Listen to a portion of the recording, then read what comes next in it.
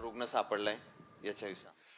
HMPV म्हणजे human Meta Numa virus, म्हणजे हा सर्दी खोकल्यासारखा श्वसन संस्थेचा आजार आहे.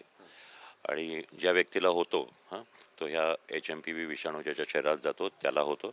आणि त्याच्या मग पुढं नाक गळायला लागतं, त्याचा घसा दुखायला लागतो, ताप येतो. आणि त्याच्या सर्दी खोकल्यातून दुसऱ्याला होत असतो तो. तर हा जो आजार आहे हा तसा फारसा घातक नाही. म्हणजे कोरोनाशी त्याचं कितीही आपण साम्य जोडू ठरवलं तरी सुद्धा करोना जसा श्वसन संस्थेचा आजार आहे तसाच हा आजार आहे. परंतु याच्यामध्ये मृत्यूदर फारसा नाही.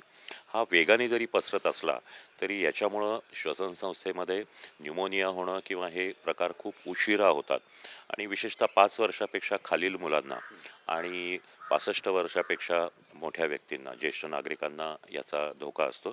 ज्यांची प्रतिकारशक्ती कमी आहे, म्हणजे ज्यांना HIV आहे किंवा कर्करोगाचे उपचार झालेले आहेत किंवा ज्यांना मधुमेह किंवा हे अनियंत्रित आहेत, अशा व्यक्तींमध्ये हा आजार थोडासा गंभीर रूप धारण करू शकतो.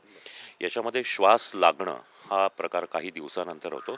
परंतु याचे बहुसंख्य रुग्ण हे साधारणतः 5 ते 10 दिवसात पूर्ण बरे होतात. सर्वात महत्त्वाची गोष्ट म्हणजे हा काही नवीन आजार नाही आहे. कोरोना ज्या वेळेला 2020मध्ये जाहीर झाला त्यावेळेला त्या विषाणूबद्दल कुणालाच माहीत नव्हतं. तुम्हाला आठवत असेल तर त्याचं नाव नॉव्हेल करोना व्हायरस, म्हणजे नवीन उदयाला आलेला विषाणू. पण हा जो विषाणू आहे हा 2001 पासून हा वैद्यकीय शास्त्राला माहिती आहे. तो आयसोलेट केलेला आहे, त्याचं अभ्यासही झालेला आहे. आणि त्यामुळं यापासून घाबरण्याचं कारण नाही. याचा मृत्यूदर आणि याच्याबद्दल अनेक ठिकाणी माहिती आहे.